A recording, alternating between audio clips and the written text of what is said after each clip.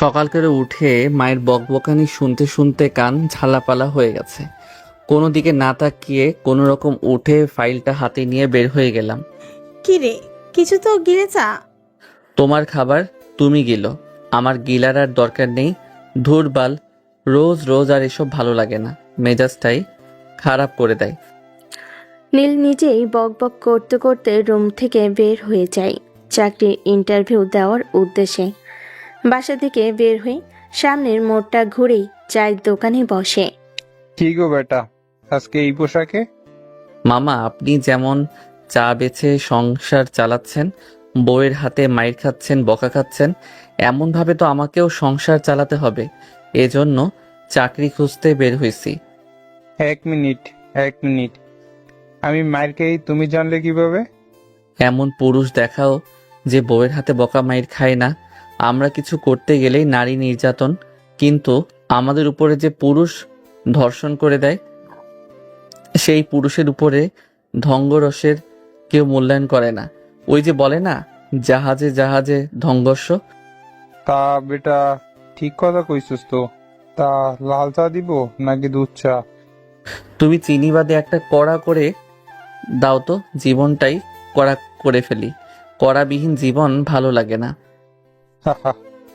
আচ্ছা, দিতেছি। এরপর নীল ওখানে কিছুক্ষণ চা খেয়ে তার ইন্টারভিউ দেওয়ার নির্দিষ্ট স্থানের উদ্দেশ্যে রওনা দেয় একটা রিক্সা নিয়ে। মামা 50 টাকা দাও। আহা গো, আমার গায়ে গোয়ালের বাসুর গো, 20 টাকার ভাড়া 50 টাকা চাই। না না, কোনোদিনই সম্ভব না 50 টাকা। আরে ভাই, আমি এখানে নতুন নারে যে আস্ত বড় বাস ধরাই দিবা। ভাড়া দিলে দিবেন 50 টাকা, 1 টাকাও কম হবে না। আমি তোমার গাড়িতে যাব না। আমি যেখান থেকে উঠছি আমারে ওখানে নামাই দিয়ে আসো, আর না হয় এখানে আনার জন্য 20 টাকা ভাড়া দেওয়া লাগবে। আমাদের গল্পের নায়ক কোন লেভেলের হিটলার বুঝতে পারছেন তো? ও মা, এ কেমন কথা? জি, এটাই সোজা কথা। খুব দ্রুত আমাকে ওই জায়গায় নামিয়ে দিয়ে আসো, না হয় আমার টাকা দাও বলে আমি চিল্লাচিল্লি শুরু করে দিলাম। অবস্থা খারাপ দেখে রিক্সাওয়ালা উপায়ন্ত না পেয়ে নীলকে 20 টাকা দিয়ে ওখান থেকে চলে যায়। দেখ শালা, এখন কেমন লাগে?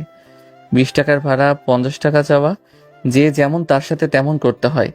আমাদের ভাই নরম মানুষ দেখলেই ডইলা দিতে চায়। আজকে তো শিক্ষা দিয়ে দিলাম, জীবনেও আর কারোর সাথে এমন করবে না। তারপর আমি কোম্পানিতে প্রবেশ করলাম। অফিসটা বেশ বড়, 6 তলা বিশিষ্ট। পরিবেশটা খুব সুন্দর আর গোছালো দেখে আমার খুব পছন্দ হলো। যাক বাবা, এখানে চাকরিটা পাইলেই বাঁচা যাবে। এর আগেও তো 36টা দিয়ে আসলাম ইন্টারভিউ। এত ভালো কোম্পানিতে কি আমার মতো? যাই হোক, বাদ দেই। মনে মনে এসব ভাবতে ভাবতে কোম্পানির ভিতরে প্রবেশ করতেই যেন সে হালকা করে একটা বাঁশ খায়। কেননা তার সামনে বসে আছে তার মতোই প্রায় শতাধিক চাকরি প্রার্থী। এখানে মাত্র নিবে 6 জনকে। সে কি টিকতে পারবে এতগুলো মানুষের মধ্যে? এসব কথাই ভাবতে থাকে। এভাবে দেখতে দেখতে 1.5 ঘন্টা চলে যায়। ডাকবে কখন রে ভাই? এত সময়ে বসায় রাখলো। এরই মাঝে নীলের ডাক পড়ে। নীল নামে কে আছে? জি, আমি আছি। তো এখানে কি করছেন? ভিতরে যান, আপনার ডাক পড়ছে। তারপর আমি ভয় ভয়তে রুমের মধ্যে প্রবেশ করলাম।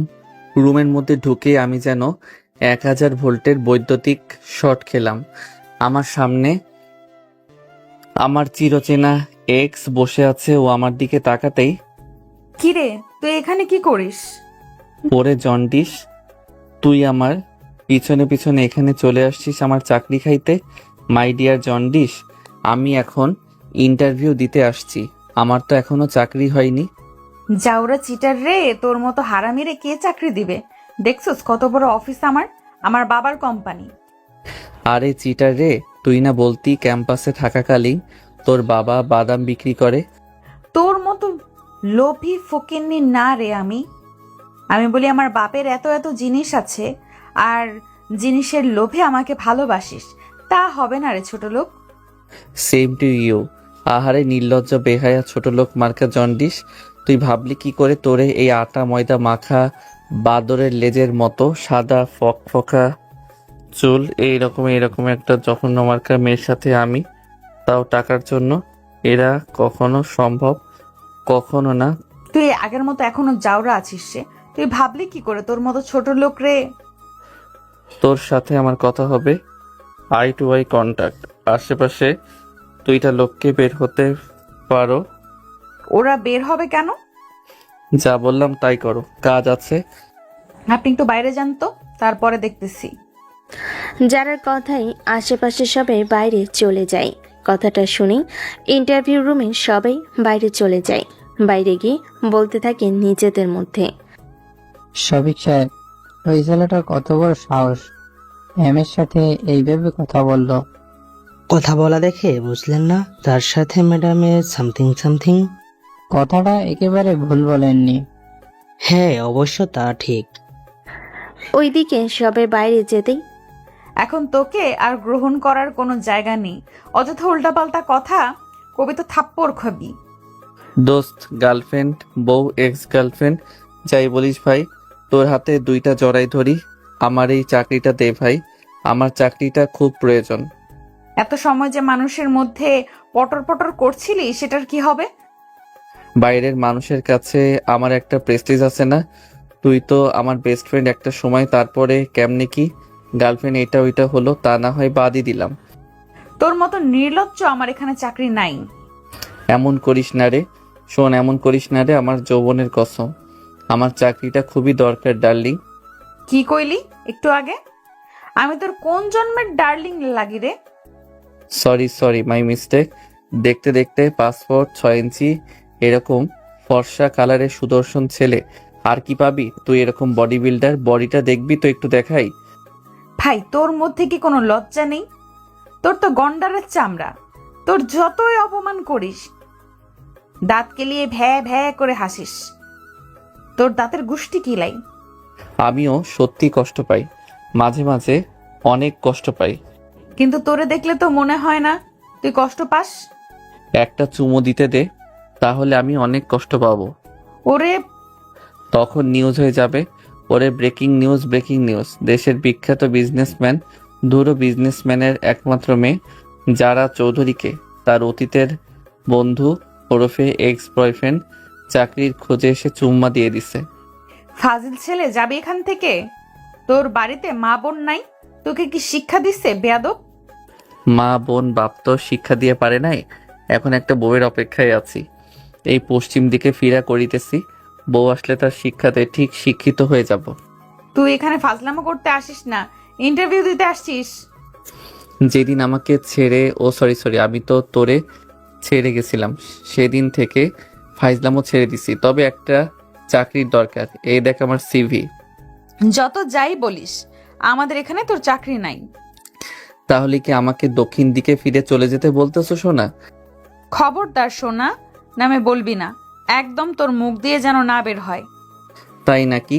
কথাটা বলেই সিভি আমি ওর দিকে ছুঁড়ে মারলাম, তারপর দিলাম এক দৌড়ে সোজা অফিস থেকে বের হয়ে গেলাম। সিভির ওইগুলো ফটোকপি করা আমার, তাই ওইগুলো ওখানে রেখে আসলে আমার আহামরি সমস্যা হবে না।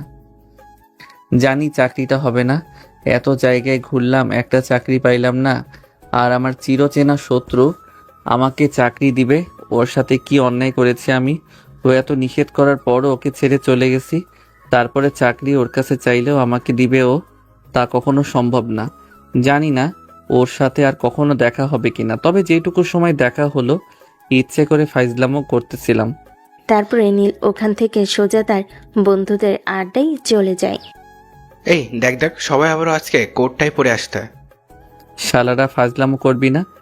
তা ময়না পাখি, আজকে কত জায়গায় ঘুরলা একটা চাকরির জন্য? আরে একটা অফিসে গেছিলাম, ভাবছিলাম যে এই জায়গায় চাকরি হলে বেশ ভালোই হতো। গিয়ে দেখি যারা বসে আছে, ওইটা নাকি ওর বাপের অফিস। সে এখন এমডি পদে দেখাশোনা করতেছে। শিওর রে, এটা হবে না? ওই মায়ের ক্যাম্পাসে দেখলে তো মনে হতো না এত বড় লোক ফ্যামিলির মেয়ে, সবসময় গরিব ফকিরনিদের মতো চলাফেরা করতো। আসলে কথায় আছে না, যার আছে সে কখনো দাম নেয় না, আর যার নেই সে ফুটানিতে মাটিতে পা ফেলায় না। কথাটা আজকে বাস্তবে রূপ প্রমাণ পেলাম। আহারে, আমার বন্ধু কোটিপতি হওয়ার জন্য একটু দূর থেকে চলে আসলো, আর যদি ওই মেয়েকে বিয়ে করতে তাহলে কি চাকরি খোঁজা লাগতো? ও যদি আজকেও আমাকে অফার করে তাও বিয়ে করবা না। আমি বল এই লাইনটা বুঝতে পারলাম না, যে এই যারাকে তুই সেকেন্ডে সেকেন্ডে মিস করতে, উঠতে যারা বসতে যারা সব জায়গায় যারা যারা, যে যারার জন্য তুই অন্য কোনো মেয়ের সাথে কখনো কথা বলিস নে, লাস্ট এমন কি ঘটলো যে তুই একেবারে ওকে ছেড়ে দিলি জোর করে? কিছু কিছু সত্য না প্রকাশে সুন্দর বন্ধু। এই চাকরি বালের পিছনে আর কত ঘুরবি বলতে পারিস? ব্যবসাতে আয়, ব্যবসাতে আল্লাহ বরকত দিছে। এই 2 বছর তুই শুধু চাকরি খুঁজে যাচ্ছিস, আর এইদিকে আমাকে দেখ, একটা কফি শপ থেকে 3টা বানিয়ে ফেললাম। মাস গেলে বসে থেকে থেকে এখন টাকা, যে কোনো একটা বিজনেস ধর। কথাটা ঠিক বলছস, কিন্তু কি? বাদ দে না ভাই, পরে দেখা যাবে। হ্যাঁ, ভালো জিনিসগুলো বাদ দে, যেগুলো আমরা গোলামি করব সেই গোলামি এখনো ধরে রাখ। চা অর্ডার দিবি না আমি দিব? চা অর্ডার দেওয়া আছে, চলে আসবে। তারপর তার বন্ধুরা মিলে আড্ডা দিতে থাকে। দেখতে দেখতে দুপুর গড়িয়ে বিকেল হয়, বিকেল গড়িয়ে সন্ধ্যা হয়, সন্ধ্যাবেলা। হ্যালো, আসসালামু আলাইকুম। ওয়ালাইকুম আসসালাম। কিরে যারা, কেমন আছিস? কতদিন পরে কথা হচ্ছে। আরে কাহিনী তো একটা ঘটে গেছে। কেন, কি এমন কাহিনী ঘটলো? আরে আজকে আমার অফিসে আসছিল চাকরির জন্য। তাই নাকি? তা তোমার প্রাক্তনকে কি চাকরি দিলে? এখনো দিনই সিভি আছে, ভাবতেছি কি করব। এমন ভাব করলো তার চাকরিটা খুব দরকার। এর আগেও নাকি অনেক জায়গায় ইন্টারভিউ দিছে, চাকরি হয় নাই। তবে ভাই আগের মতোই বাদর আছে ভাই, বাদরামি করে এখনো। সে তো ক্যাম্পাস লাইফ থেকেই এমন। তা করবিটা কি ভাবলি এখন? ভাবতেছি দিব না। চাইলেই দিতে পারি, হাজার হলেও আমাদের বন্ধু ছিল। তোর ওই জিনিসটা অন্যদিকে রাখ না। আমি যতটুকু দেখছি যারা, বুঝলি, ও তোর সাথে রিলেশনে থাকা অবস্থায় কখনোই কারোর সাথে ওইভাবে কথা বলেনি। তবে হুট করে ওর কি হলো, এতটা চেঞ্জ কিভাবে? আরে এই কথা তো আমার মাথাতেও ঢুকে না রে। এই ছেলে আমি বলতে পাগল ছিল, সে এতটা চেঞ্জ কিভাবে হলো? হয়তো ভিতরে কিছু আছে, আমরাই জানি না। তা ঠিক, কথায় আছিস।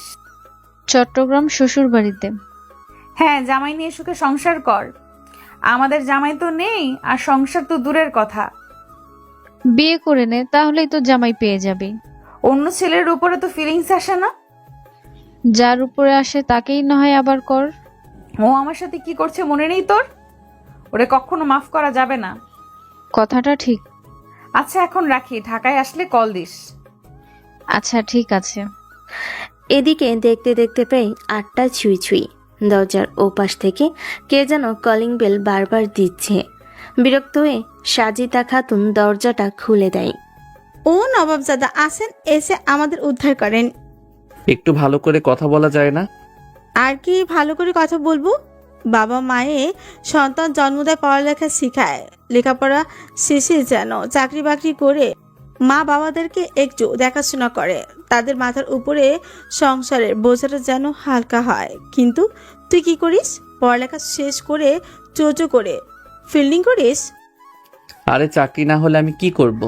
আমি তো চাকরির জন্য চেষ্টা করতেছি, তাই না? এই দেখো, আজকেও আমি ইন্টারভিউ দিতে গেছিলাম। আহারে, আমি কত অশিক্ষিত বোকারে, তুই ইন্টারভিউ দিতে গেছিলি, তোর ফাইল কই? আর ইন্টারভিউ শেষ করে মানুষ এত রাতে বাসায় আছে? যা বলবি আমি তাই বিশ্বাস করব? এত হইচই কিসের সাজিদা? এসব কেমন ব্যবহার তোমার? সন্তানের সাথে কিভাবে কথা বলতে হয় তোমার শিক্ষা আর নেই। ছেলেটা ইন্টারভিউ দিতে গিয়েছিল, ক্লান্ত, সারা শরীর দেখে বোঝা যাচ্ছে। একটা শরবত বানিয়ে দিবে তা না, বরং উল্টাপাল্টা এসব কথাবার্তা বলতেছ। এগুলো কি ঠিক তোমার? এমন ছেলেকে তুমি শরবত বানিয়ে খাওয়াও? কথাটা বলে আমি ওখান থেকে চলে যাই নিচের রুমে। মন খারাপ করিস না বাবা, আমাদের ছেলেদের জীবন এমনই, যুদ্ধক্ষেত্র। যা যা যুদ্ধক্ষেত্র তাকে একাই ফাইট করতে হয়। এমন জীবন একটা সময় আমিও পার করে এসেছি। দেখ, আমি হাল ছাড়িনি। শত কষ্টের মধ্যেও হাল ধরে আজকে কে আছি। তোর উপরে আমার বিশ্বাস আছে, তুই একদিন কিছু না কিছু করতে অবশ্যই পারবি। অনেক ভালো কিছু করবি, দেখে নিস। তবে সময় লাগবে একটু বেশি, অথবা এখন লাগতেছে। যারা ভালো কিছু করে একদিনে তো সম্ভব না, দিনে দিনে একটু একটু করে ঘুরতে ঘুরতে তা হয়। আশাহত হওয়া যাবে না কখনো। একদিন ঠিক সাকসেসফুলের মাথায় তুই থাকবি। বাবা, আমি জাস্ট ক্লান্ত হয়ে যাচ্ছি। আর কবে যে তোমাকে শান্তিতে বসায় খাওয়াতে পারবো? এই বয়সে তোমার এমন কষ্ট দেখতে আমার খুব কষ্ট হয়। চিন্তা করিস না, তোর বাবা তো আছে, তাই না? ভয় পাবি না। আমার ছেলে কখনো হেরে যাওয়ার ছেলে না। একদিন ঠিক তুই পারবি, সফলতা তোর হাতে ডগায় চলে আসবে। তারপর ওখান থেকে গিয়ে হালকা খাবার খেয়ে নীল তার রুমে গিয়ে বেলকনিতে বসে। তার মনের মধ্যে তার মায়ের কথাগুলো বারবার বাজতে থাকে। ভাবতে থাকে ঠিক হয়তো এমন একটা বয়স, এখনো পরিবারের উপরে চলতে হয়। আজকে তার সমবয়সী বন্ধুগুলো কত ভালো ভালো পর্যায়ে, মাস গেলে লাখ লাখ টাকা ইনকাম করে। দুর্ভাগ্যমুখী বলো কোনো বন্ধু বাস্তবতায় সাহায্য করতেছে না। হয়তো তাকে একাই লড়তে হবে, আর এই দুনিয়ার যুদ্ধ একাই যে যার মতো। জিতলে জেতাটা হবে তোমাদের, আর হেরে গেলে শুধু হারটা হবে তোমার, কখনোই তোমাদের না। সফলতার ভাগিদার সবাই হতে চাই, কিন্তু ব্যর্থতার ভাগিদার কেউ হতে চায় না। যাই হোক, এইভাবে চলে যায় 3টা দিন। প্রতিনিয়ত নীলের সাথে যা ঘটে, এই 2টা দিনে সম্পূর্ণ একই অবস্থা। আশা করি আপনারাও বুঝে গেছেন। ঠিক গো ভাতিজা, চাকরি হলো? চাচা এখন পর্যন্ত না, তবে ভাবতেছি তোমার পাশে একটা চায়ের দোকান দিব। তোমার ব্যবসার লাল বাতি ধরবে। না গো বেটা, এই কাজ করো না, আমার পরিবার না খেয়ে মরবে। তাহলে আমার চুল পাকাওয়ালা চাচা চাকরি পেলে তোমাকে জানাবো না? অবশ্যই জানাবো। তবে কাটা গায়ে নুনের ছিটা কেন দাও? দোকান আমি দিবই। তখনই আমার মোবাইলটা বেজে ওঠে। মোবাইলটা হাতে নিতেই দেখে আননোন নাম্বারে একটা নাম্বার। আমি আর দেরি না করে ফোনটা রিসিভ করলাম। মিস্টার নীল খন্দকার বলেছেন? জি জি, নীল খন্দকার বলছি। আমাদের আইকন ইন্ডাস্ট্রিয়াল অ্যান্ড লিমিটেড কোম্পানিতে সম্ভবত 2-3 দিন আগে আপনি একটা ইন্টারভিউ দিয়েছেন। ভাগ্যক্রমে আপনি ওই জায়গায় টিকে গিয়েছেন। আপনি চাইলে আগামী সপ্তাহ থেকে জয়েন করতে পারেন, কিন্তু কালকে এমার্জেন্সি আপনাকে চাকরি করতে হলে কোম্পানিতে আসতে হবে। হ্যাঁ হ্যাঁ, আমি চাকরিটা করব। আচ্ছা ঠিক আছে, আমি কালকে আসবো। তুমি ভাবো, আর যাই করো দোকান কিন্তু দিও না। তাহলে 11টা চা হইছে, ওই চায়ের বিল ছেড়ে দাও, তাহলে দোকান দিব না। আচ্ছা ঠিক আছে, তোমার যা পাওনা ছিল সব ছেড়ে দিলাম, তাও তুমি দোকান দিও না। আচ্ছা ঠিক আছে। তারপর কি রে, এত এমার্জেন্সি কল দিলি? কিছু কি হয়েছে? বড় কিছু হয়েছে। কি এমন হয়েছে যে এত এমার্জেন্সি? আরে ওই যে যারার অফিসে কল দিয়েছিলাম না, একটু আগে আমাকে কল করে জানালো ওখানে নাকি আমার চাকরি হয়েছে। আরে এ তো খুশির খবর, কংগ্রেচুলেশন দোস্ত। আরে জিনিসটা বুঝতে পারছিস তোরা? ওর ওখানে চাকরি করা মানে একটু বোঝার চেষ্টা কর। ওই কি এমনি এমনি আমাকে চাকরি দিয়ে দিবে? হতে পারে একটা বিষয়ে ভুল বোঝাবুঝি হচ্ছে। তার আগে তো আমরা ফ্রেন্ড ছিলাম, তাই না? বন্ধুত্বের খাতিরও দিতে পারে, এত ভয় পাওয়ার দরকার নেই ভাই। আচ্ছা আপাতত জয়েন তো করি, দেখি কি হয়। হ্যাঁ, আমিও এটাই বলছি, ভালো লাগলে করবি, না গেলে বাদ। এত ভয় পাওয়ার দরকার নেই, সব ভালোভাবে হবে। বাবা, তুমি চাকরি পেয়ে গেছো, তোমার তো আর দোকান দেওয়া লাগবে না, তাহলে চায়ের বিলটা দিয়ে দিও।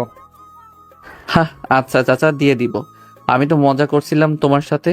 খারাপ হতে পারি, কিন্তু আমার যৌবনে কলঙ্কের দাগ নেই। শালা তুই একটা জিনিস রে মামা। আদা পটল যাই আছে ওইসব বাদে সবকিছুই ধরতে পারিস। তারপর তারা ওখানে খানিকক্ষণ আড্ডা দেয়।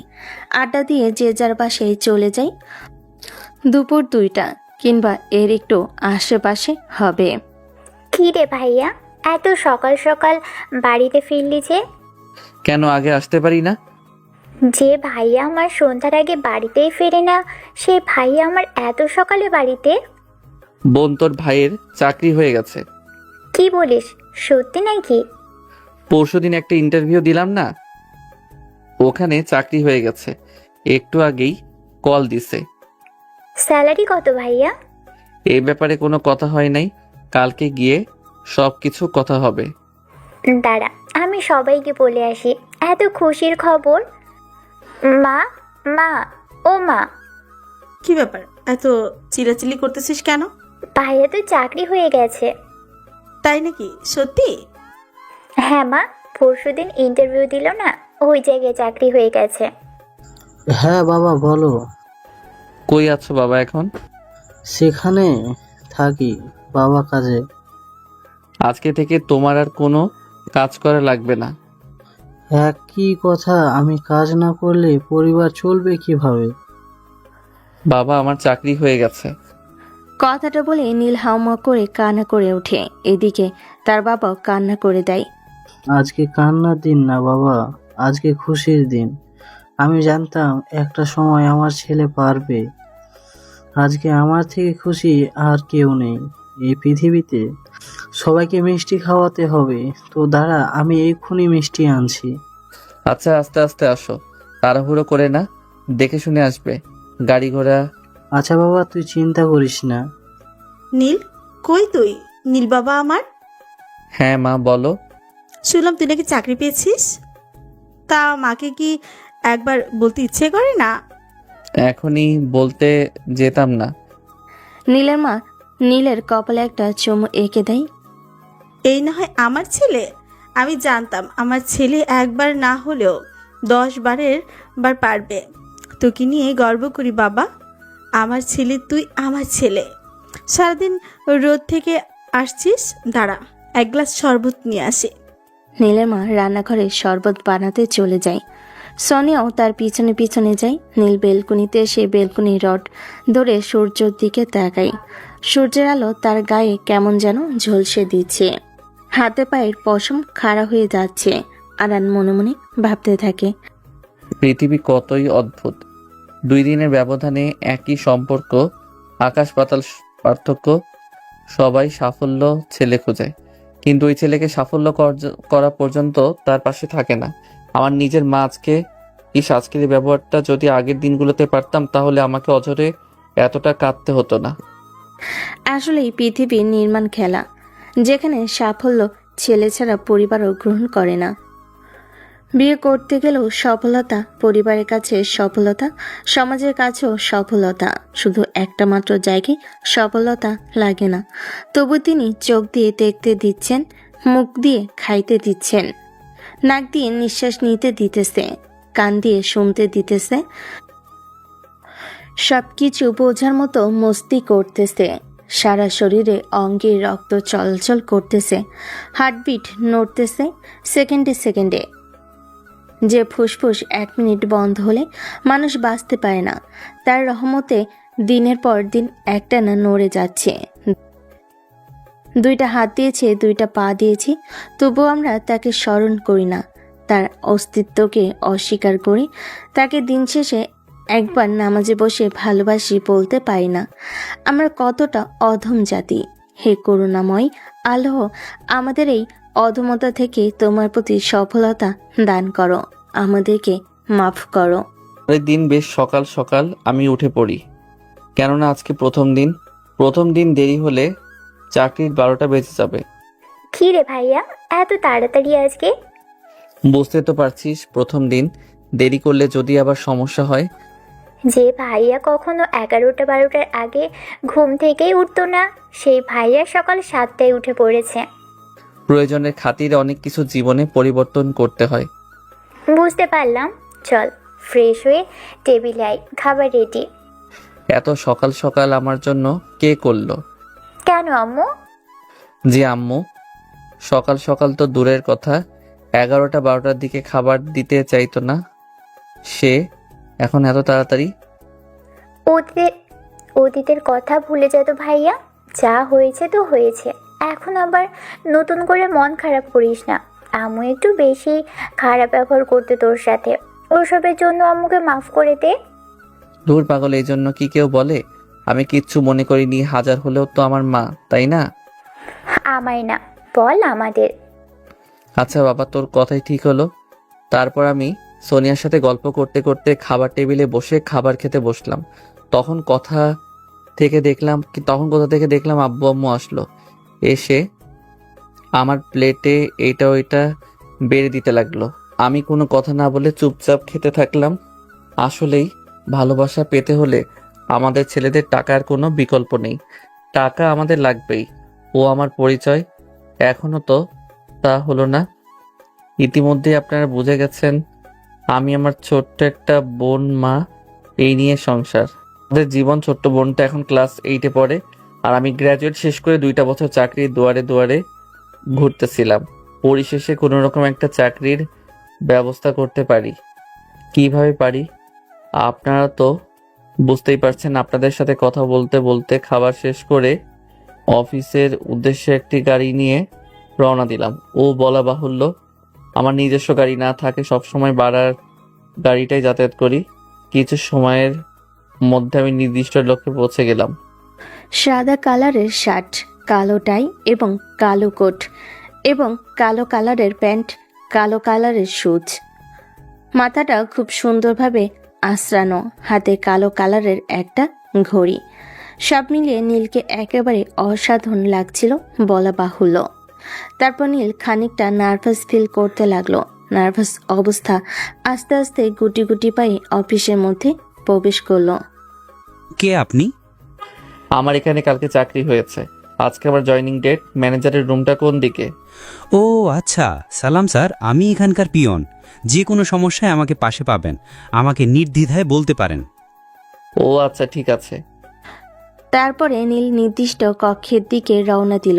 খানিকক্ষণ পর সে পৌঁছেও গেল। ভিতরে আসবো স্যার? Yes, coming. আমি নীল বলছিলাম যে কালকে আমাকে চাকরিটা দেওয়া হয়েছে, আজকে আমার জয়েনিং ডে। ও আচ্ছা, তুমি সেই নীল। ম্যাম তোমার কথা বলেছে আমায়। তোমার কেবিনটা ম্যামের কেবিনের ঠিক পাশে পড়েছে। পাশে যা আউটডোর আছে না, ওর সাথে যে ডেস্ক, ওখানে তোমার। কিন্তু স্যার, যেই দিন আসার সময় ইন্টারভিউ আমি দিয়েছিলাম, ওই দিন তো এখানে কোনো ডেস্ক ছিল না। কোথায় কখন কি থাকবে আর থাকবে না সেটা তোমার দেখার বিষয় না। Yes sir. তোমার কাজ ম্যাডাম বুঝিয়ে দেবে। আচ্ছা। নীল বিড়বিড় করে বলতে বলতে তার ডেস্কের দিকে যেতে থাকে। শালা খাটাস কোথাকাররা, সবগুলোই শালা 2 নাম্বার। বুদ্ধি করে পেটিটার সামনে আমার ডেস্কটা দিছে যাতে আমাকে জ্বালাতে পারে। আমি কি এসব বুদ্ধি বুঝি না? সবই বুঝি, সবই বুঝি। তবে তুমি নীলকে চিনো না মনা, একেবারে জায়গা মতো সিল মেরে দিব। আহা হা হা হা। কি ব্যাপার, একা একা মিট মিট করে হাসতে হাসতে কোথায় যাওয়া হচ্ছে? আর কে বা তুমি? তোমাকে কি জিন ভূতে আসর করছে নাকি? হুট করে অপরিচিত মেয়ের কণ্ঠে কথাটা শুনে হকচকিয়ে ওঠে নীল। এই যে মিস্টার, কথা বলেন না কেন? কি কথা বলবো? আলু, বেগুন, টমেটো, বাঁধাকপি, ফুলকপি এইগুলোকে বলে নাকি কেউ? কেন, বাজার করতে গেলে বলে না বুঝি? বলে, তারপর এখানে কি কি মানে? তুমি কি নতুন জয়েনিং করছো নাকি? জি হ্যাঁ, আজ থেকে জয়েনিং করলাম। তবে এখন পর্যন্ত জানতে পারলাম না আমার স্যালারি কত। এটা আবার কেমন জব? পাগল তুমি না আমি? তুমি চাকরি করার আগে ভালো করে খোঁজ খবর নিবে না যে তোমার স্যালারি কত?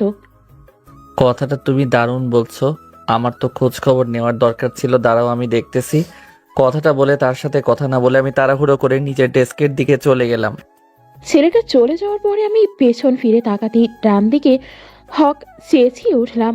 তখনই পরপুরুষের সাথে কথা বলতে খুব দারুণ লাগে। আমার কোম্পানিটি কি প্রেমের লীলা খেলা করার জায়গা? ম্যাডাম, তেমন কিছু না, আপনি ভুল বুঝতেছেন। বুঝাবুঝি পরের হিসাব। তোরে যদি আর একবার ওর ধারের কাছে দেখেছি, তোরে আমি আস্ত রাখবো না, মনে রাখিস। আউট। সোজা নিজের ডেস্কে গিয়ে কাজ কর। Yes madam. কি এই তোতলাচ্ছিস? এখান থেকে যাবি সোজা ডেস্কে। তারপরে পরশু দিনের ফাইলগুলো সব কমপ্লিট করবি। 2 ঘন্টার মধ্যে কেবিনে ফাইল চাই আমার। আচ্ছা ম্যাডাম, ঠিক আছে। গো। এরপর আর কোনো কথা না বলে কাঠি তার কাজে চলে যায়, আর যারা গিয়ে তার ডেস্কে বসে। এভাবে চলে যায় কিছুক্ষণ। আপনি নীল না? স্যার, বড় ম্যাডাম আপনাকে ডাকছে। কেন? আমি কি করে বলবো কেন? আচ্ছা, তারপরে পিয়নটা চলে যায়। না জানি পেতনি আবার কি জন্য ডাকছে, আমাকে যে কি শাস্তি দিবে আল্লাহই জানে। তারপরও এক বুক সাহস নিয়ে তার দরজার সামনে হাজির। ম্যাডাম আসবো? হ্যাঁ কামিং। তারা নীল সাহেব কেমন যাচ্ছে অফিস? এত সময় তো ভালোই ছিলাম, তবে এখন বুকের মধ্যে ধপধপ করতেছে। ধরফড় করার কারণ কি জানা যাবে? আমার সামনে একটা পেতনি বসে আছে, আমার ভয় লাগতেছে। না জানি কখন আমার ঘাড় বটকে দিবে। আপনি কি আমাকে মিন করে কিছু বললেন? না, এ কখনোই হতে পারে না। আপনাকে আমি মিন করে বলতেই পারি না। এই যে এখানে 19টা ফাইল আছে, আজকে কমপ্লিট করে যাবেন। ও ভালো কথা, চাকরির জন্য আপনি যে বন্ডটাতে সাইন করেছেন মনে আছে? জি হ্যাঁ। আপনি কি বিষয়টা ভালো করে পড়েছেন? মোটামুটি সবই পড়ছি, তবে আমার স্যালারিটা কত সেটাই তো এখনো পর্যন্ত জানলাম না। বাবা টাকার প্রতি অনেক লোভ আপনার। আজব তো, টাকার জন্যই তো সবাই জব করে। তাই নাকি? জি। আপনি যে সাইন করেছেন তার নিজের পাতাগুলো পড়েছেন ভালো করে? ওখানে কিন্তু লেখা আছে আপনি চাইলেও 3 বছরের আগে এখান থেকে কোথাও যেতে পারবেন না। গেলে আইনগত আমি ব্যবস্থা নিতে পারবো এবং কোম্পানিকে 10 লক্ষ টাকা আপনি দিতে বাধ্য থাকবেন। উল্টাপাল্টা নিয়ম কই থেকে পেলে? তুই পড়ে কথা বলছেন? আমি কি আপনার বউ লাগি? না মানে সম্পর্কের খাতিরে এক্স বউ ধরা যায় কি? How dare you! আপনার সাহস হয় কি করে এসব উল্টাপাল্টা কথা যারা চৌধুরীর সামনে বলছেন? নিজ থেকে মনে হয়। স্যালারি 25,000 টাকা বেসিক, কাজ করলে আস্তে আস্তে বাড়বে। একটু কম হয়ে যায় না? আমার কিন্তু একটা কোটা আছে, সেই খাতির একটু বেশি উপায়। এর মানে বুঝলাম না, আপনার কিসের কোটা? এই যে একটা সময়ে তুমি আমার থুকু, আপনি আমার এক্স গার্লফ্রেন্ড ছিলেন, এখন অফিসের বস হয়ে গেলেন। একটা প্রশ্ন আমার মাথায় সারাক্ষণই ঘুরপাক খায়। আপনি এত বড় একজন বিজনেসম্যানের মেয়ে, ক্যাম্পাসে দেখলে মনে হতো আপনি ফকিন্নির নাম্বার 1। ওইভাবে চলাফেরা এর মানে কি ছিল? কেন বড়লোক সেরির লাগে প্রেম করতে খুব ভালো লাগে? টাকা পয়সার অনেক লোভ বুঝি? মোটেও এমনটা না, আপনার এই তিলটা সেই লাগে। যতই তুমি লাইন মারার চেষ্টা করো, গাড়ি কিন্তু জ্যাম। আজকের মতো এই সব অ্যালাউ করলাম, আর একবার যদি উল্টাপাল্টা এসব কথাবার্তা শুনি তাহলে খুব খারাপ হয়ে যাবে। আচ্ছা। না পারবেন অন্য জায়গায় চাকরি করতে, না পারবেন চাকরি করে স্যালারি, না পাবেন চাকরি করে স্যালারি, এবং আপনার বিরুদ্ধে আইনগত ব্যবস্থা নিব। তুই এত জন্ডিস মার্কা জল্লাদ কেন বলতে পারিস? শালা কোল্ড কফি। এই ছোট লোকের বাচ্চা, কি বুঝলি তুই? কথাটা বলেই ঠাস ঠাস করে একটা চড় মেরে দিলাম। নীল যেন আটকে উঠল। তার কল্পনার বাইরে ছিল এমন ঘটনা ঘটবে যে যারা নিজের গায়ে হাত দিবে। সে চুপচাপ আর কোনো কথা না বলে ফাইলগুলো নিয়ে মাথা নিচু করে বের হয়ে নিজের ডেস্কে চলে গেল। দেখ এখন কেমন লাগে। ফাইলগুলো টেবিলের উপরে থপাস করে রাখলো, কিন্তু এখন পড়েছে মহাবিপদে। এমনিতেই তার প্রথম চাকরি, তারপর এতগুলো ফাইল। শালা কি যন্ত্রণা রে! এমনিতেই চাকরি বাজারে যে অবস্থা, চাকরি পাইতে হিমশিম, তার উপরে কাজ পাইলামের মতো কটকটির কাছে। পাক্কা কিরণমালা সিনেমা দেখতো। কিরণমালা সিনেমা না, ওইটা কিরণমালা নাটক। হ্যাঁ হবে হয়তো। আপনি এখানে? এই তো পাশ দিয়ে যাচ্ছিলাম, ভাবলাম আপনার সাথে দেখা করে যাই। ও আচ্ছা, আসতেন যখন ভালো করছেন। আমাকে একটু হেল্প করতে পারবেন? হ্যাঁ বলুন না, আমার সাধ্যের মধ্যে থাকলে আমি চেষ্টা করব। আসলে আমি প্রথমে ব্যর্থ। এই ফাইলগুলো কিভাবে ঠিক করে একটু যদি দেখিয়ে দিতেন। এটা কোনো ব্যাপার না, তবে একটু সময় বেশি লাগবে। ধৈর্য ধরে করলে দ্রুত হবে। একটু কষ্ট করে আমার সামনে একটা করে দেখিয়ে দিবেন। একটা করতে তো সময় লাগবে, আমি আপনাকে কিছুটা করে দেখাই, আপনি এমনিতেই পারবেন। যদিও এখানে এক্সপিরিয়েন্স কাজের আগের আছে এমন কাউকে ছাড়া দেয় না। আপনাকে এক্সপিরিয়েন্স বাদ নিলে ব্যাপারটা অবাক করা। তুমি তো আর জানো না কেন আমাকে নিয়েছে জ্বালানোর জন্য। কিছু কি বললে? না, কি এমন বলতে যাব? এই দেখো, লাইন ব্রেক এটা এইভাবে দিয়ে এভাবে করতে হবে, তারপর ডিজাইনগুলো এরকম করতে হবে, তারপরে এটা ওপরে দিয়ে দিই, নিচে হালকা ডাউন। ক্যাথি এইভাবে নীলকে শেখাতে থাকে। কিছুক্ষণ বাদে, বুঝতে পারছো তুমি? হ্যাঁ হ্যাঁ বুঝতে পারছি। ম্যাডাম আপনি এখানে? আমার বুঝতে সমস্যা ছিল, তাই বুঝতে পারছি। এটা কি প্রেম করার জায়গা? এক থাপ্পড়ে দাঁত ভেঙে ফেলবো, বেয়াদব মেয়ে কোথাকার। এইটা হলো সেকেন্ড ওয়ার্নিং। ফার্দার তৃতীয়বার যদি এমন কিছু দেখেছি, কোম্পানি থেকে আউট করে দেব। ম্যাম, আপনি হয়তো ভুল বুঝছেন। আসলে এনার আগের এক্সপিরিয়েন্স নেই, কিভাবে কাজ করতে হবে বুঝতে পারছিল না। আমাকে অনুরোধ করলে একটু দেখানোর জন্য আমি শুধু সাহায্য করছিলাম। ওর কোনো দোষ নেই, আসলে আমি বুঝতে পারছিলাম না এগুলো, তাই ওনার থেকে হেল্প নিলাম। এখানে নেওয়া নেই, এর কোনো সুযোগ নেই। আরে তুমি ভুল বুঝতেছো। হয়েছে এই মেয়ে, তুমি এখন যাও। কি ব্যাপার মিস্টার দেওয়ানা, এখানে এসে লুচ্চামি শুরু করছো? কথার উত্তরে কোনো প্রতি উত্তর নেই। রাগে গজগজ করতে করতে নীলের হাত টেবিলের উপর ছিল, তার উপরে কলমের উল্টো পেট দিয়ে জোরে একটা আঘাত করে সেখান থেকে চলে যায়। নীলের হাতটা কেমন যেন থেতলে যায়, হাতটা ব্যথা করতে শুরু করে। সে চুপচাপ হাত ধরে বসে আছে। ও মা গো। আমি ওখান থেকে নিজের রুমে এসে বসে প্রশান্তিময় হাসতে থাকি। এ কি মেয়ের পাল্লায় পড়লাম রে বাবা, এমন একটা জায়গায় ফেসে গেলাম, না ডানে যাইতে পারতেছি, না বামে যাইতে পারতেছি, না সামনে পিছনে। এরই মাঝে যার ফোনটা বেজে ওঠে। হ্যাঁ মা বলো। বাসায় আসবি কখন? এই তো একটু পরে অফিস থেকে বেরোবো। আব্বুর কি অবস্থা? সে তো ওখানে বসেই আছে, শরীরের অবস্থা আগে থেকে মোটামুটি ভালো। বাবাকে দাও তো। এই নাও, তোমার মেয়ের কথা বলবে। হ্যাঁ মা বল, অফিসের সব ঠিকঠাক আছে? হ্যাঁ, সবকিছু ঠিকঠাক ভাবে গুছিয়ে রাখছি। তুমি কবে ভালো হবে বলো তো? অফিসের এই প্যারা, এত সব দেখাশোনা আমার জন্য কষ্ট হয়ে যাচ্ছে। কিছু করার নেই মা, আমি যতদিন সুস্থ না হচ্ছি ততদিন তোকেই দেখতে হবে। এখনকার মানুষের উপর বিশ্বাস নেই, বুঝিসই তো। তা অবশ্য ঠিক। তাহলে ফোনটা রাখো, একটু পরে বের হওয়ার সময় কল দিচ্ছি। এভাবে দেখতে দেখতে দুপুর পেরিয়ে বিকেল। ম্যাডাম ডাকছেন। দ্রুত ওই নতুন যে জয়েন করেছে না নীল নামে, তার থেকে ফাইলগুলো নিয়ে এসো। 1 মিনিট, তাকেই দিয়ে যেতে বলো। আচ্ছা ম্যাডাম। তারপর আমি ম্যাডামের ওখান থেকে গিয়ে নীল স্যারের কাছে গিয়ে বললাম, স্যার আসবো? হ্যাঁ বলো। ম্যাডাম সমস্ত ফাইল নিয়ে আপনাকে তার ক্যাবিনে যেতে বলল। আচ্ছা ঠিক আছে। নীলের একটা হাত পুরো ব্যথাতে অবস্থা খারাপ। কোনোভাবে ফাইলগুলো ধরে যারা কেবিনে পৌঁছায়। কি ব্যাপার, মাত্র 6টা ফাইল কেন? বাকিগুলো কোথায়? আসলে আমার হাতের অবস্থা ভালো না, তাই দ্রুত কাজ করতে পারিনি। বাকি ফাইলগুলো কালকে দিব। কখনোই সম্ভব না, রাত্রে ডকুমেন্টস গুলো সাবমিট করতে হবে। কোনো ফাঁকিবাজি আমার অফিসে চলবে না। সবার ছুটি হয়ে গেলেও তুমি থাকবে। কাজ শেষ করে রাত 10টা বাজুক 1টা বাজুক তাতে আমার যায় আসে না। কাজ শেষ করে বাসায় যাবে। যারা করুণভাবে নীল যারাকে ডাকলো। যারা এই সকল ভাবভঙ্গিময় কোনো কাজ হবে না, ফাইলগুলো শেষ করে তারপরে যাবে। আচ্ছা ঠিক আছে। আর কোনো কথা না বলে সে চুপচাপ ফাইল নিয়ে গিয়ে কাজ করতে থাকে। আর এদিকে যারা অফিস থেকে বের হয়ে তার বাসার উদ্দেশ্যে রওনা দেয়। কিছুক্ষণ বাদে যারা বাসায় পৌঁছে যায়। অন্যদিকে ফাইলগুলো দেখতে থাকে নীল। তার ফাইলগুলো শেষ করতে করতে রাত 10টা বাজে।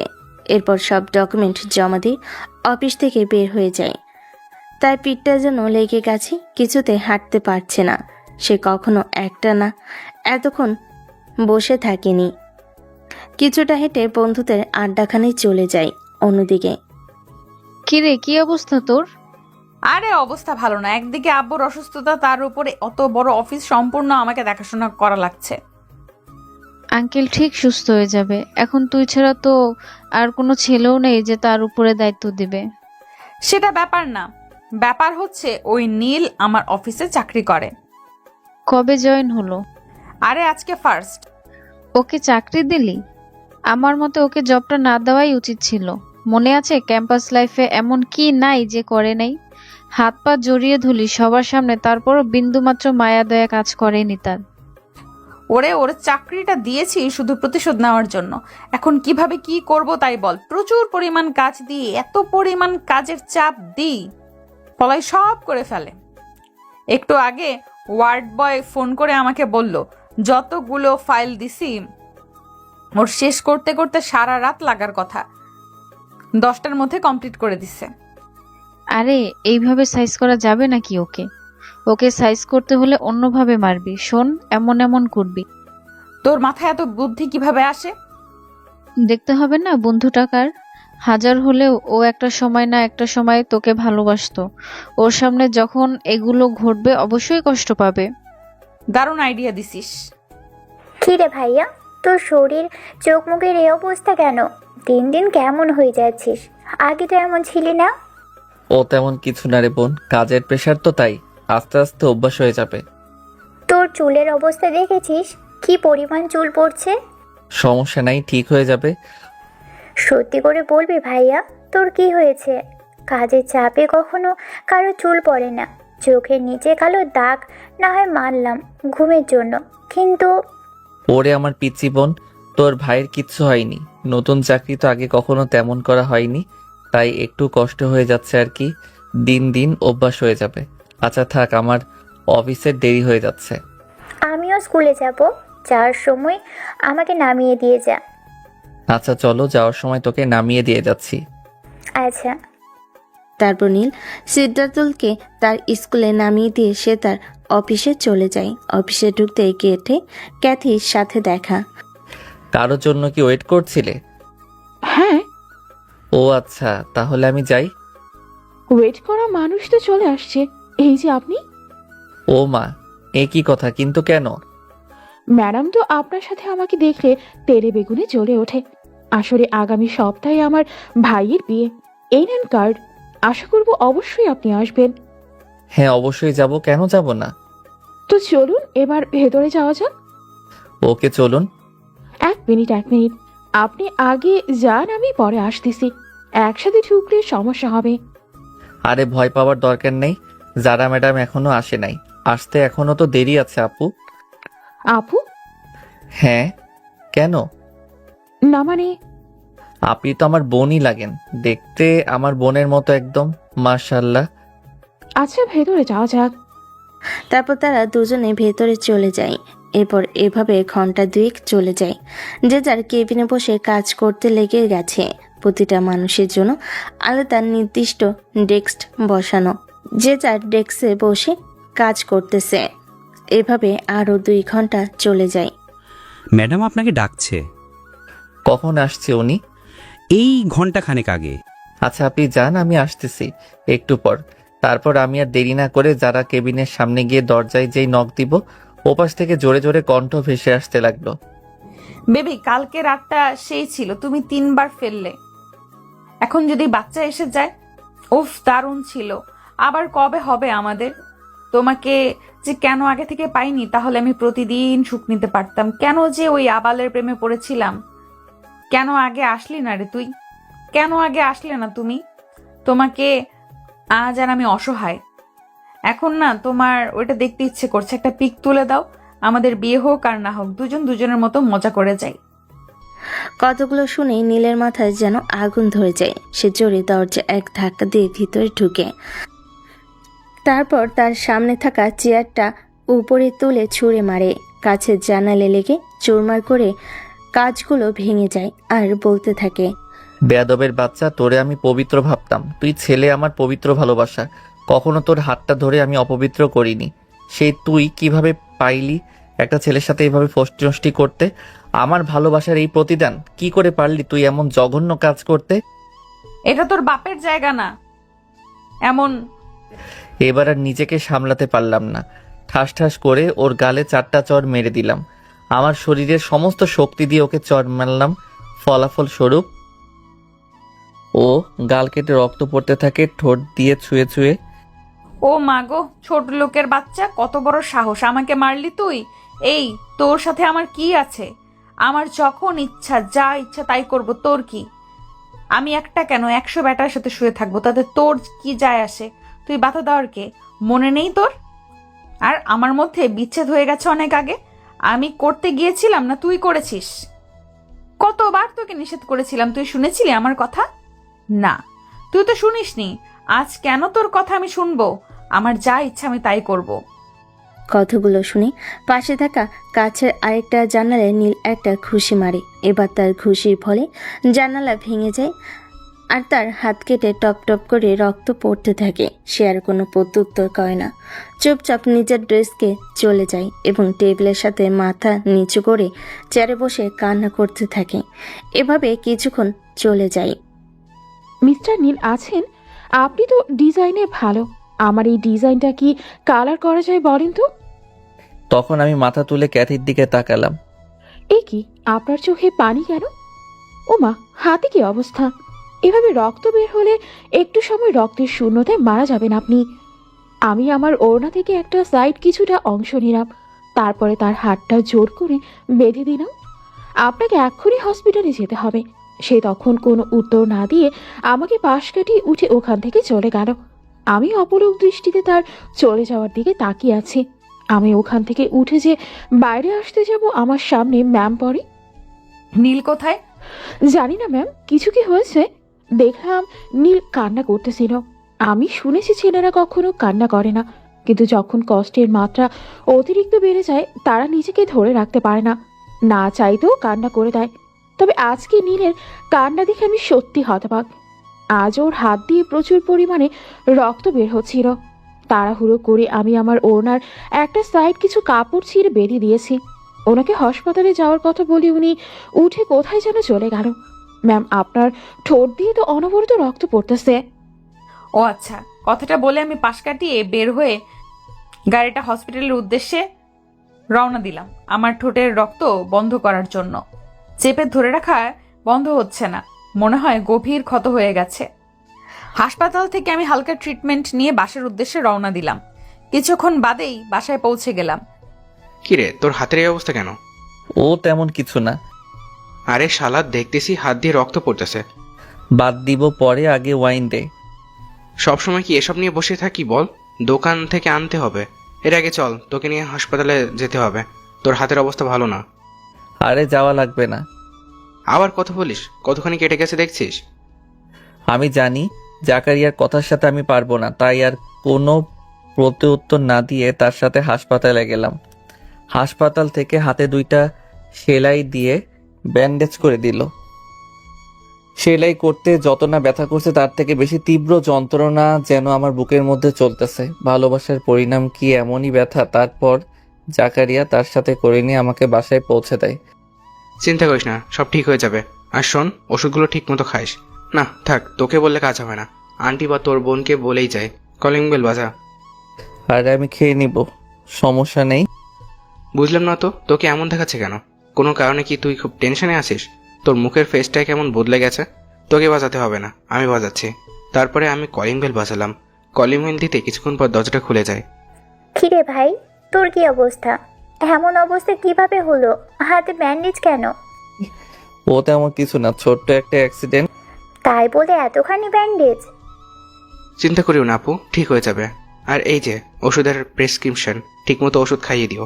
ওরে বললে তো খাবে না, তাই তোমাকে বলে গেলাম। কি ব্যাপার, কি হয়েছে এখানে? তেমন কিছু না আন্টি, জাকারিয়া ছোট একটা অ্যাক্সিডেন্ট। এই হাতের কি অবস্থা হয়েছে? কোথায় ছিলি বাবা? কিভাবে হলো? ইস, আমার লক্ষ্মী ছেলের, তোর জন্য আমার ভেতরটা পড়ে যাচ্ছে। এমন নাটক আর করার জায়গা পাও না। না, তোমার এই টাকার বিনিময়ে ভালোবাসা আমার খুব দরকার নাই। যতদিন একটা চাকরি ছিল না, 2 চোখের বিষ ছিলাম আমি। আর এখন যেই চাকরি হয়েছে আমার জন্য তোমার ভিতর পুড়ে যাচ্ছে। আমি লক্ষ্মী ছেলে, আরো কত কি লজ্জা করে না তোমার? তোমারে দেখলে আমার মেজাজটা খারাপ হয়ে যায়। বেয়াদব কোথাকার। আন্টির সাথে কিরকম ব্যবহার করছিস? এই থামবি তুই? কি থামবো বল, কি বাল থামবো বল? এই থামতে থামতে জীবনটা আমার থেমে গেল। কথাটা বলে রাগ করে আমি উপরে চলে আসলাম। আন্টি, আপনি কিছু মনে করবেন না। আসলে ওর মন মেজাজ ভালো নেই, তার উপর একটা অ্যাক্সিডেন্ট। সব মিলে ও ডিপ্রেশন থেকে কি বলছে তার ঠিক নাই। না বাবা, আমি কিছু মনে করিনি। তারপর আমি ওখান থেকে চলে আসলাম। তারপরে বাসার দিকে রওনা দিলাম। জাকারিয়া চলে যায় তার বাসায়। এদিকে সিদ্রাতুল তার মাকে সান্ত্বনা দেওয়ার ট্রাই করতেছে। তার ছেলের এমন কথাগুলো যেন কিছুতেই হজম করতে পারছে না। তখনই কি হয়েছে রে, তোর মার এত মন খারাপ কেন? সিদ্রাতুল সবকিছু তার আব্বুকে খুলে বলে। ঠিকই তো আছে, কেন ছেলেপেলের আরেকটু সময় দেওয়া যায় না? সারা জীবন শুধু খোটার উপরে রাখবা? কাজ শেষ বয়সে তোমাকে মধুর মধুর কথা বলবে, তুমি আশা করো কিভাবে? লজ্জা করে না? ভাগ্য ভালো আমাদের ছেলেটা ভালো, আর একটু সময় দিতে তুমি। তুমি কি ভুলে গেছো প্রতিনিয়ত ওর সাথে কি ব্যবহার করছো? যে ব্যবহার করে সে ভুলে গেলেও যার সাথে ব্যবহারটা হয় সে কখনো ভোলে না। তাই কথাবার্তা বললে হিসাব করে বলা উচিত। তুমি এখন আমাকে কথা শোনাচ্ছ? এই বাসায় আমার শান্তি কোথায়? আমি না থাকলেই হয়তো ভালো হতো। তারপর নীলের মাতা নিজের রুমে চলে যায় কান্না করতে করতে। অন্যদিকে বাবা বাবা কোথায় তুমি? ওপরে মা, কি হয়েছে? আমাদের কোম্পানির একটা এমপ্লয়ের আজ। সেটা পরে বলি, আগে বল তোর ঠোঁট কেন কাটলো আর মুখে কেমন ফোলা ফোলা লাগছে? কি হয়েছে মা তোর? বাড়ির বাইরে থেকে চিৎকার করতে করতে ভেতরে আসলি, কি হয়েছে বলবি তো? আমার মেয়ের কি হলো গো, হায় আল্লাহ গো। নাকি কান্না থামাবা তুমি?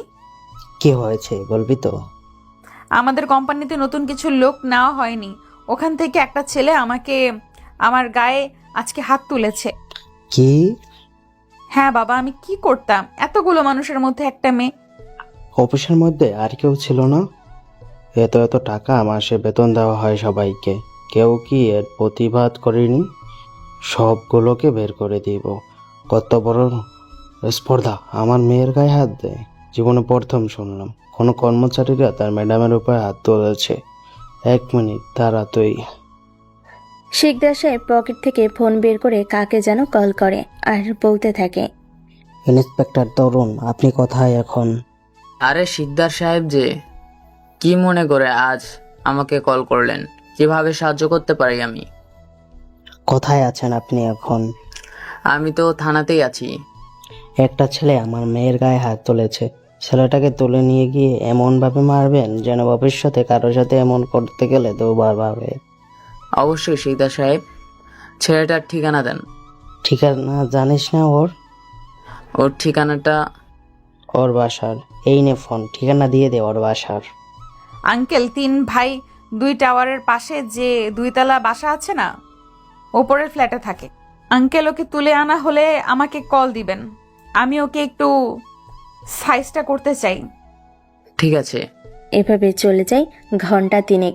3 ঘন্টা পর ভাইয়া নিচে আয়, খাবার খেয়ে ওষুধ খাবি। আমার ডান হাত কাটা, কিভাবে খাবো? পাগল বোন আমার, চল।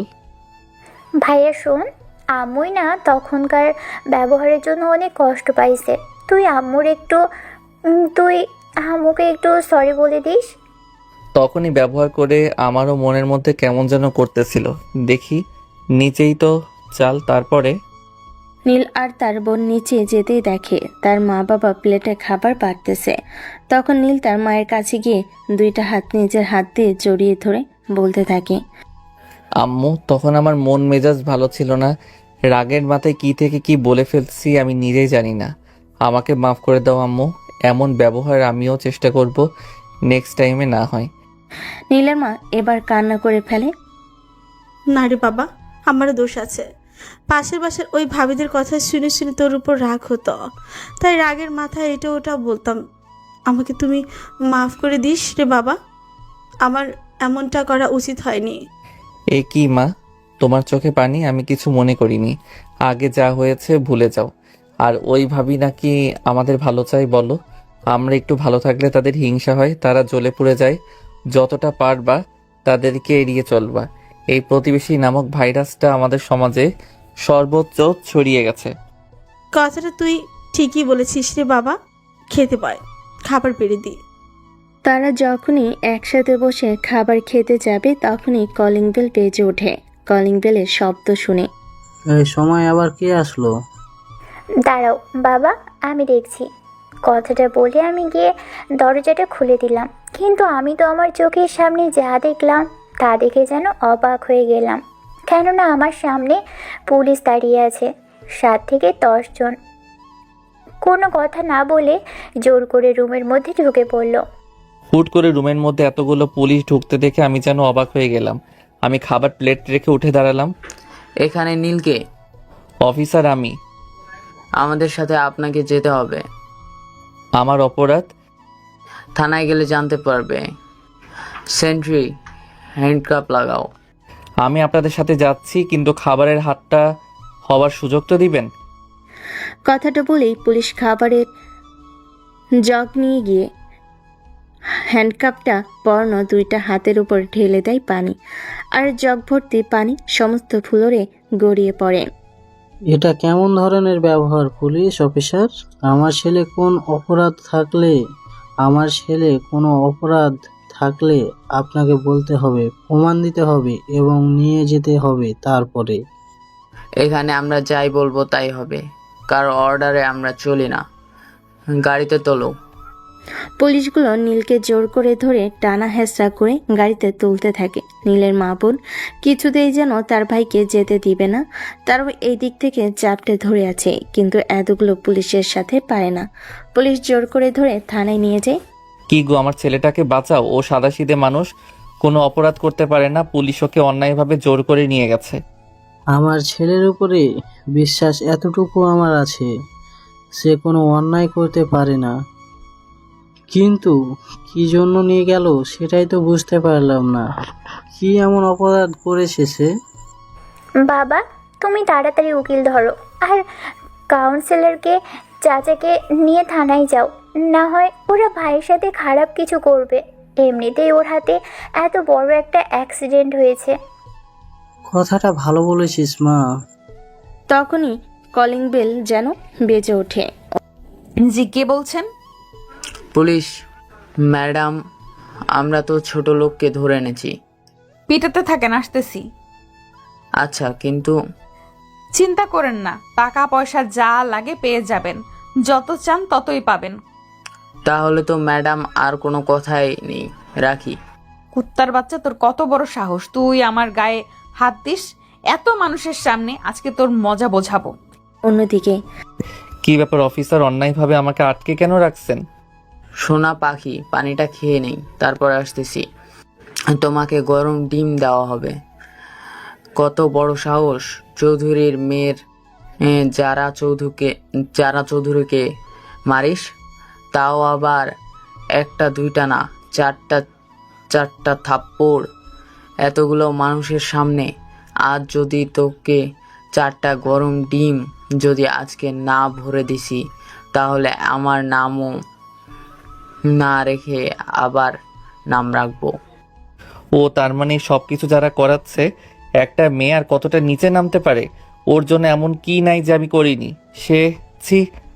তারপর পুলিশ গিয়ে ফোনে কথা বলার সুযোগ না দিয়ে নীলের হাত পা চেয়ারের সাথে বেঁধে পেটাতে থাকে। মারতে মারতে একজন ক্লান্ত হলে আরেকজন মারতে থাকে। এরই মাঝে একটা বাড়ি নীলের হাতের কাটা জায়গায় পড়ে। ও মা গো, ও মা, মরে গেলাম, আমার জীবনটা বের হয়ে গেল। ও মা গো। দেখ শালা, এখন কেমন লাগে? এরই মাঝে যারা ওখানে পৌঁছে যায় এবং সে সোজা লকআপের মধ্যে ঢুকে। কি ব্যাপার, জামাই আদর কেমন লাগলো?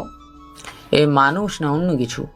ম্যাডাম দেখেন, ওর উপর থেকে নিচ পর্যন্ত প্রত্যেকটা অঙ্গ প্রত্যঙ্গ মারতে মারতে থেতল করে দিছি। ওর হাত দিয়ে দেখেন কি পরিমাণ রক্ত পড়ছে। আপনারা বাইরে যান, ওকে আমি সাইজ তো করব। এই তোমরা সবাই আমার সাথে বাইরে চলো। কিন্তু ম্যাডাম? বাইরে ব্যাগের মধ্যে রাখা আছে, যা লাগে নিয়ে নাও। তারপর সবাই বাইরে চলে যায়। কুত্তার বাচ্চা, তোর কত বড় সাহস আমাকে থাপড়াস? এই নে। তারপরে ওর গালে আমি চরের উপরে চর মারতে থাকি। ঠিক কতগুলো থাপ্পড় দিছে আমি নিজেই জানি না। একটা সময় আমার হাত জ্বলতে থাকে, তখন আমি বন্ধ করে দেই। খেয়াল করে দেখি ওর মুখের একটা অংশ কালো রং ধারণ করেছে, রক্ত জমে। তখনও তার মুখে অনবরত হাসি লেগেই আছে। প্রিয় মানুষের থাপ্পড় অনেক ভালো লাগে। তখন আমি রাগ সামলাতে না পেরে পাশে থেকে একটা লাঠি নিয়ে সোজা ওর মাথায় আঘাত করি, কিন্তু আঘাত করতে এমন হবে কখনো বুঝতে পারিনি। আল্লাহ গো। কথাটা বলেই নীল চোখ বন্ধ করে ফেলে, আর ওর মুখ দিয়ে অনবরত কলকল করে রক্ত বেরোতে থাকে। অবস্থা ভয় পাও দেখে তাড়াতাড়ি আমি পুলিশকে ডাকি। ম্যাডাম কি করছেন?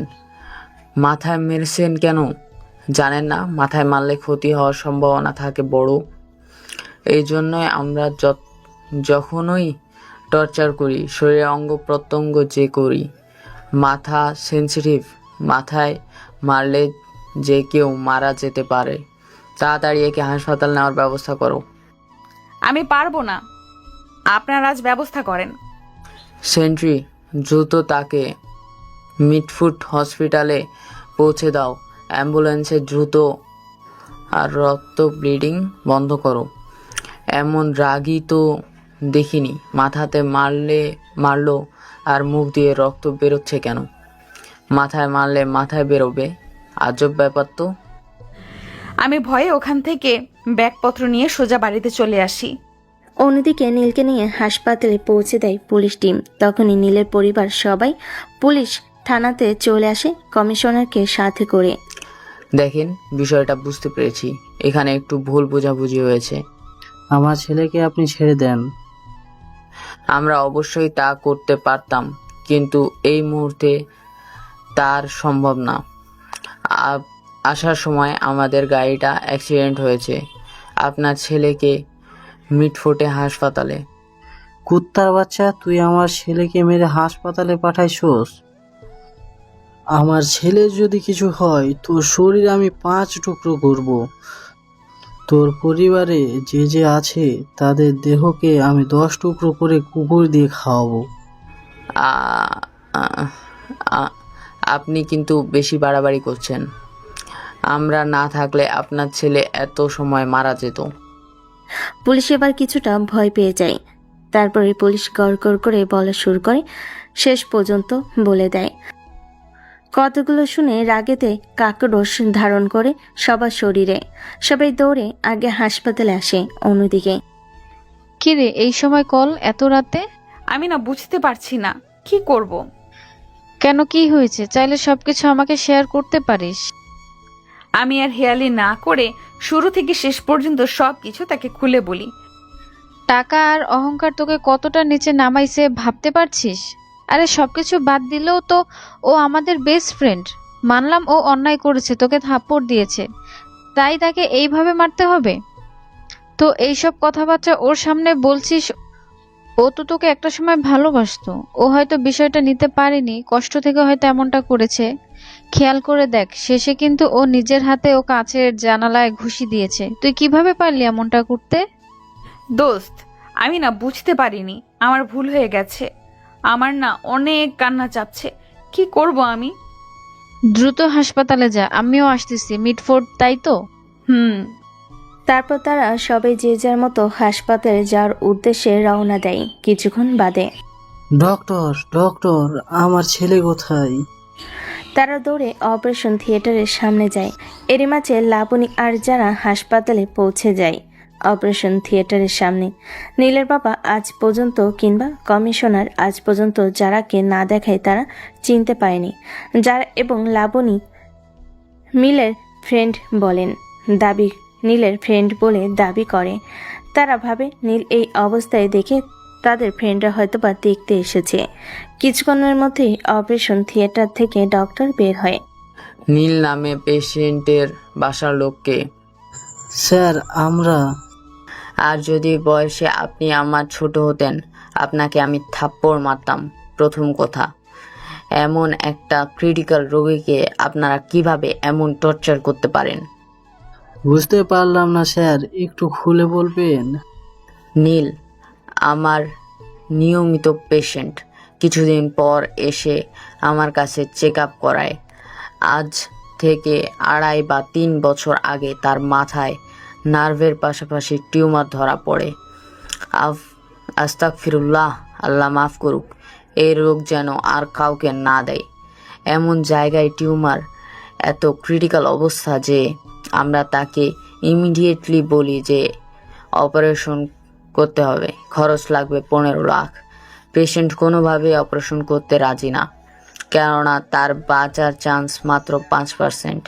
সে বলতো এমনিতেই যে কয়দিন আছি এমনি এভাবে দুনিয়াটা দেখে যাই। আমরা খেয়াল করেছি ইদানিং তার মাথায় প্রচুর পরিমাণ চাপ পড়েছে এবং রাত্রে ঠিক মতো ঘুম হয় না এবং শরীরে বিভিন্ন অঙ্গে এমনভাবে মেরে থেতলে দিয়েছেন যে যা বলার আর অবকাশ থাকে না।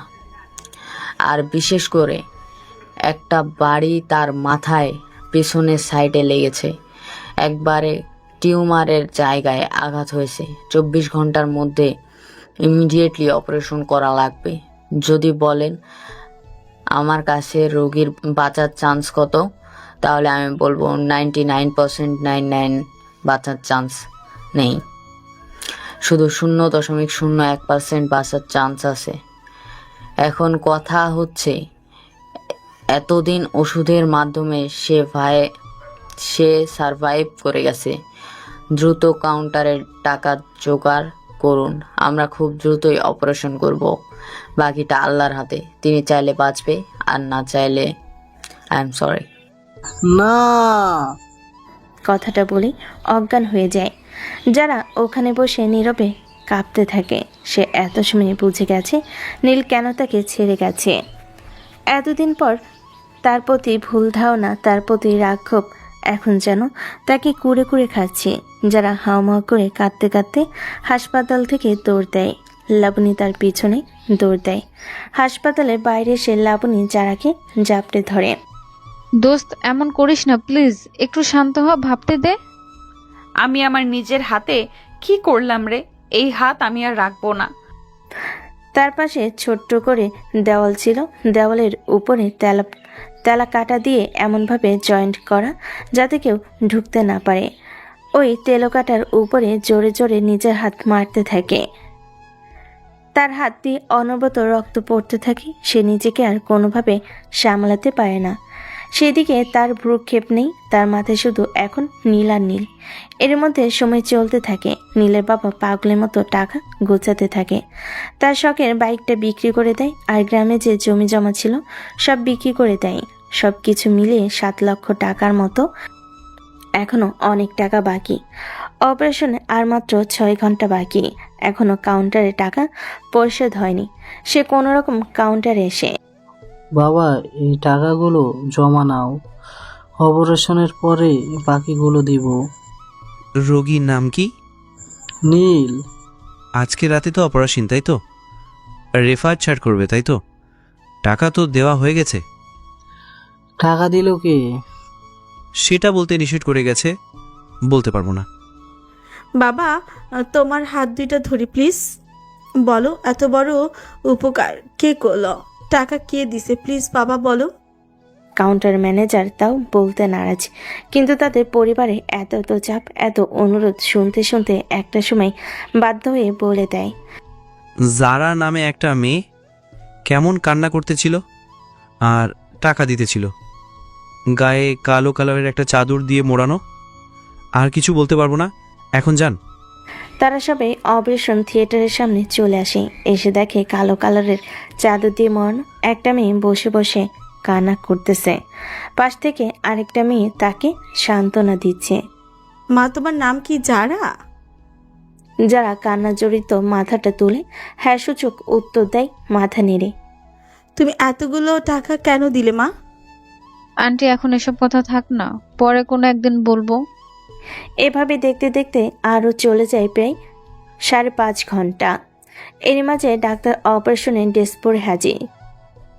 আমি ও জীবনের সবচাইতে অনিশ্চিত অপারেশনে যাচ্ছি, জানি না কি হবে। দোয়া করবেন, বাকিটা আল্লাহর হাতে, সবাই দোয়া করেন। কথাটা বলে ডাক্তার অপারেশন রুমে প্রবেশ করে। এদিকে সবার চোখে পানি, যার জন্য কাঁদতে কাঁদতে পাগল প্রায়।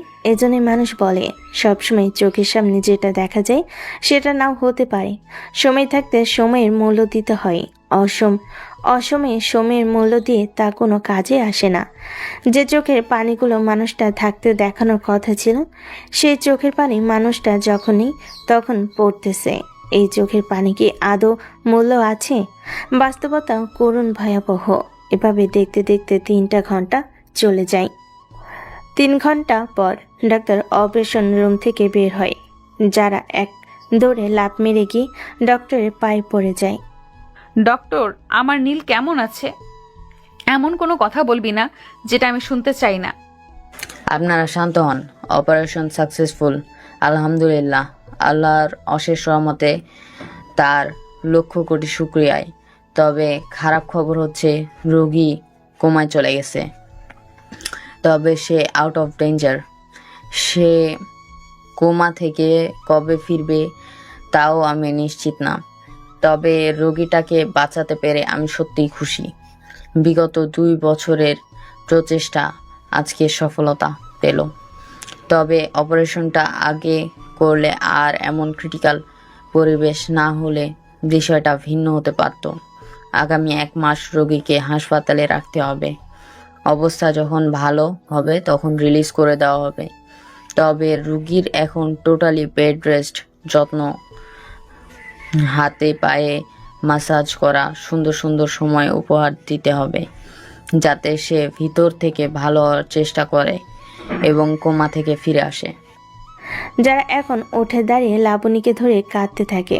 তারপরে যারা কি যেন মনে পড়ে, সে ওখান থেকে দৌড়ে বের হয়ে রিক্সা নিয়ে একটা নির্দিষ্ট গন্তব্যের দিকে রওনা দেয়। তখনই আচ্ছা মা, তুমি বলো তো, ওই মেয়েটা এমন করলো কেন, আর এমনই করছে কেন? মা বলো না, কেন এমন করছো? আসলে তেমন কিছু না। না মা, আমরা কাউন্টার থেকে শুনেছি ওই মেয়েটাই অপারেশনে টাকা দিছে, কিন্তু কেন করলো? আন্টি, ও হলো চৌধুরী ইন্ডাস্ট্রিয়াল কোম্পানির মালিকের একমাত্র মেয়ে যারা চৌধুরী। নীল যে কোম্পানিতে কাজ করতো না, এদের কোম্পানিতেই। তবে আমরা সবাই একসাথে পড়াশোনা করেছি, সে কলেজ লাইফ থেকে ইউনিভার্সিটি লাইফ সব একসাথে। তখন ওদের মধ্যে একটা সম্পর্ক হয়। তবে যতটুকু এখন বুঝেছি, নীলের এই রোগটা ধরা পড়ার পর নীল জারার থেকে নিজেকে আলাদা করে নেয়। এরপরে এক একে সমস্ত ঘটনা খুলে বলে লাবণী, শুরু থেকে শেষ পর্যন্ত। আন্টি প্লিজ, আঙ্কেল প্লিজ, ওর উপরে রাগ করবেন না। ও সত্যি অনুতপ্ত। আর কি পরিমাণ কষ্টের মধ্যে আছে আপনারা তো দেখতেই পাচ্ছেন। ও সুন্দর জীবনটা কেমন যেন অসুন্দর অগোছলো হয়ে গেছে।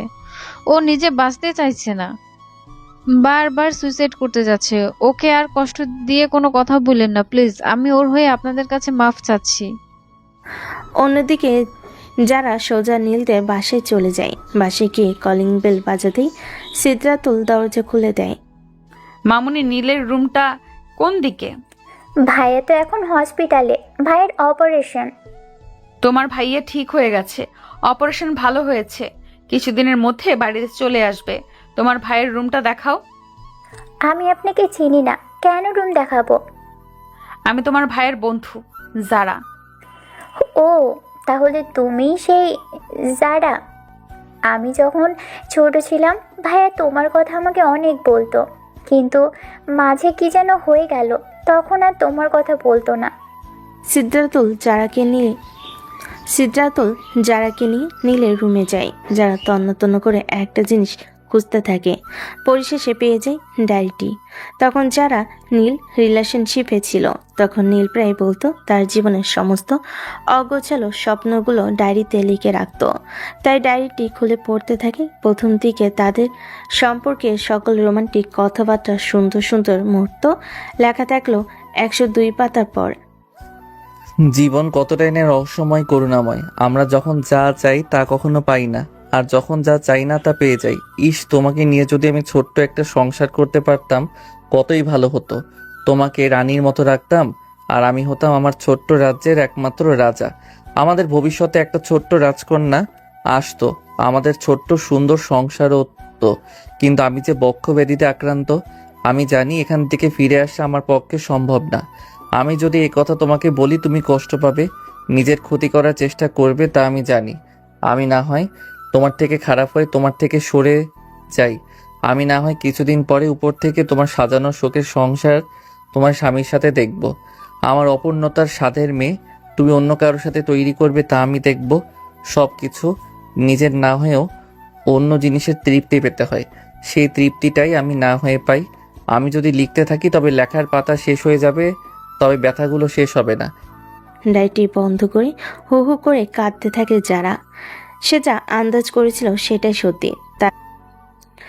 তার মানে যারাকে ভালো রাখতে যার থেকে দূরে চলে গেছিল নীল। তারপর এভাবে দেখতে দেখতে একটা মাস চলে যায়। এই একটা মাসে যারা প্রত্যেকটা দিন হাসপাতালে থেকে নীলকে নিজে হাতে দেখাশোনা করেছে নীলের মায়ের সাথে। নীলের পরিবার বারবার তাদের বাড়িতে ফিরিয়ে নিতে গেলেও কখনো যারা যায়নি। নীল এখন হুইল চেয়ারে বসে চলাফেরা করে। সে শরীরের কোনো অঙ্গ প্রত্যঙ্গ নাড়াতে পারে না, চোখ দিয়ে দেখতে পায় আর কান দিয়ে শুধু শুনতে পায়। নীল যখন বাড়িতে চলে যায়, যারা তখন নিজের বাড়িতে যায়।